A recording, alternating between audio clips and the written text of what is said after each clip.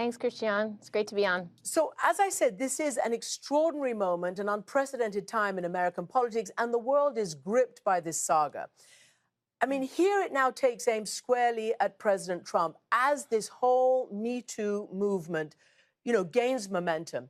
Should the White House be worried? Well, President Trump should resign. These allegations are credible. They are numerous. I've heard these women's testimony, and many of them are heartbreaking. And President Trump should resign his position. Whether he will ever hold himself accountable is something you really can't hold your breath for. And so Congress should have hearings. They should do their investigation. They should have appropriate investigations of his behavior and hold him accountable. So you are standing by your prominent senator colleagues, Senator Cory Booker and others who have called today for the president to resign. I hear you very clearly agreeing with them. Do you think, though, that there should be, as these women have called for, a bipartisan investigation, or are you calling for an immediate resignation? I think he should immediately resign. And if he doesn't, we should have the investigation.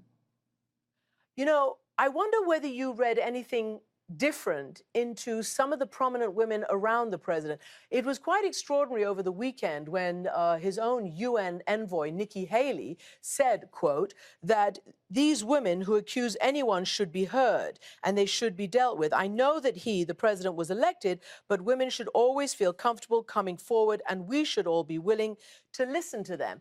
Is there a movement on his own side, do you think, now amongst women? Well, I think the point she's making is that this is a very powerful moment in America's history. And not only should women be heard, but they should be believed and they should be investigated. So when you have these allegations coming forward, those allegations should be investigated, just like you would invest any other allegation of fraud or any other crime committed. Why do we not believe women? Why do we not investigate their allegations? And so they should be believed and they should be investigated as a consequence. And so I think President Trump should be held accountable. And that's why I think these women are coming forward, because they want that accountability. They see CEOs being fired on the spot for this kind of behavior and worse. And President Trump has committed assault, according to these women. And those are very credible allegations of misconduct and criminal activity. And he should be fully investigated and he should resign.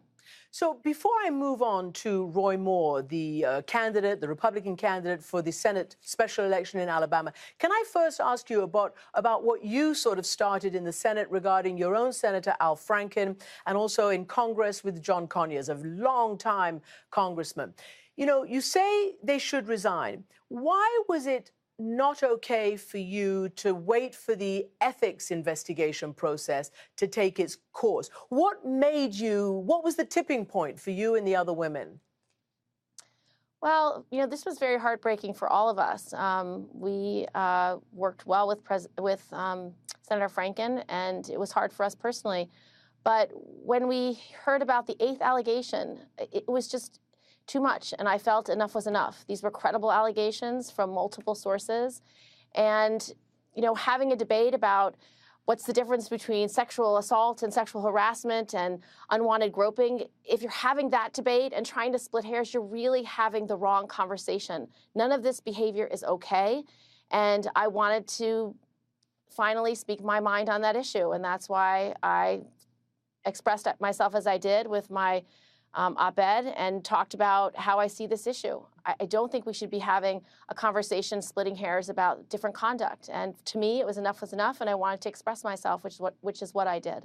Can I ask you, Senator, you have made it a cause and you've been very prominent in trying to level the playing field for women across the board in their professional endeavors. Military, I said, on campus, I've said, and now in Congress, in the Senate.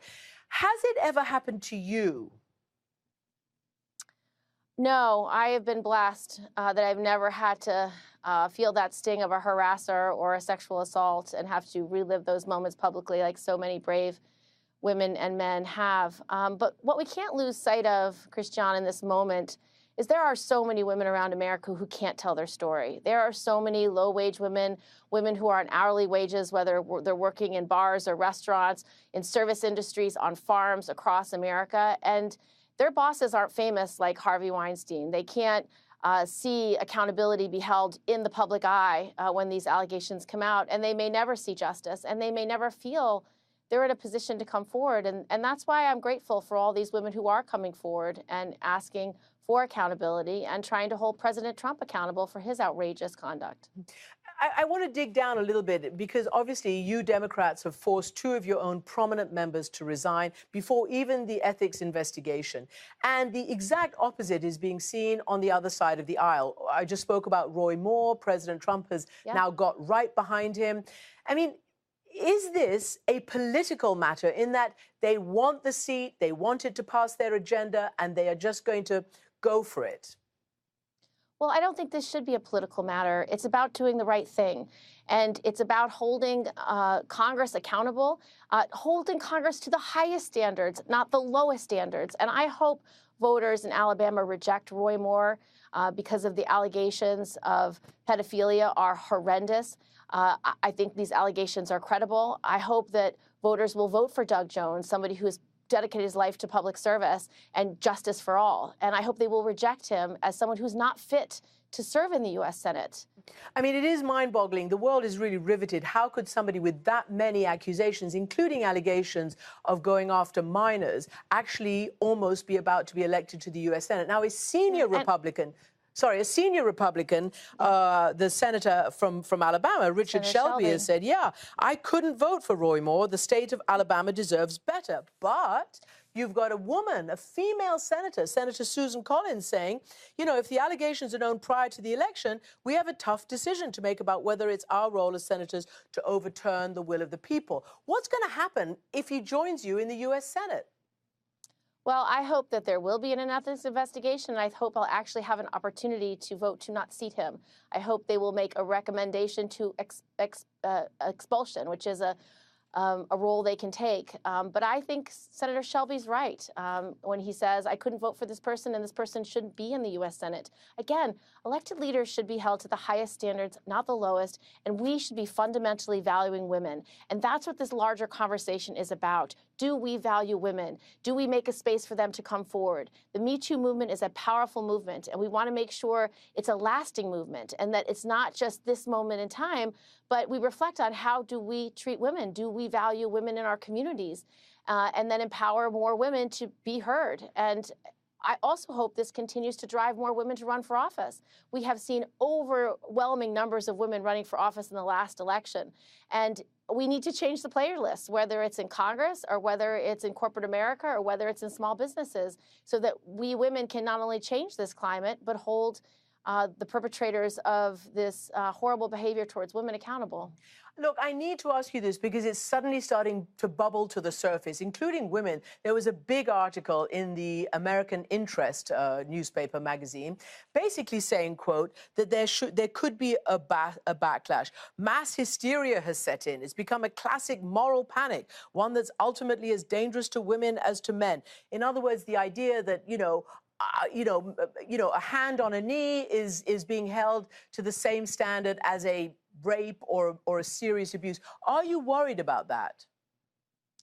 I'm not worried about that. I think we all know what kind of conduct is unacceptable. It is not acceptable to harass some of the people that work for you. It is not appropriate or acceptable to attack a woman, to have unwanted groping, unwanted kissing, throwing them up a sentence against a wall. You can just list the behavior. It's not hard to understand. And I hope that this country is strong enough, is thoughtful enough to have this conversation and take from it that we must value women and men who are also victims of sexual violence. We need to value one another. We need to care about one another. We need to treat each other with respect. We're not asking for something more than that. And so I hope that people do not feel they need to retaliate against women or exclude women, because that would show that we are not up to this moment. We should be big enough to handle this moment and create safe workplaces and places where men and women can thrive together. That's what makes our economy grow. That's what makes our country strong. We should be up to this moment. And so I would just urge everyone not to make an excuse in some way to see this as a retaliation against women. We should absolutely avoid it, and we should just stay strong. Women should be heard. They should keep coming forward. and aspire to positions of power where they can change the players list and change the climate. Senator, can I ask you one last question about what Democrats stand for? You probably read the leading article in the Washington Post today, and it basically said, you know, in recent weeks, you've scored huge electoral wins in Virginia, cultivated public opposition to the Republican tax plan, purged two liberal senators, you know, all of that, but still can't agree on what the party stands for. What does the party stand for? And are you a potential candidate in 2020 for the presidential race? No, but what we stand for is we care about one another. We believe that if you work hard every day, your work should be rewarded. We believe every American should have a right to the American dream. That if you work hard every day, you can work your way into the middle class and provide for your kids.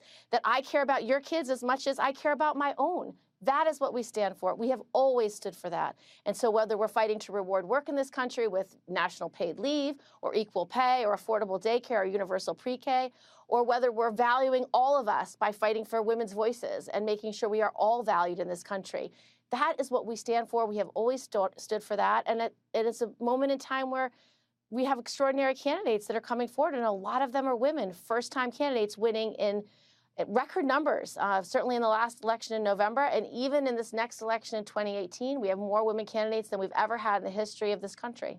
You're so passionate. Why wouldn't you run? Well, I want to serve in the U.S. Senate, and I'm up for my own election in 2018, and I'd be blessed if my state voted for me again. All right, Senator.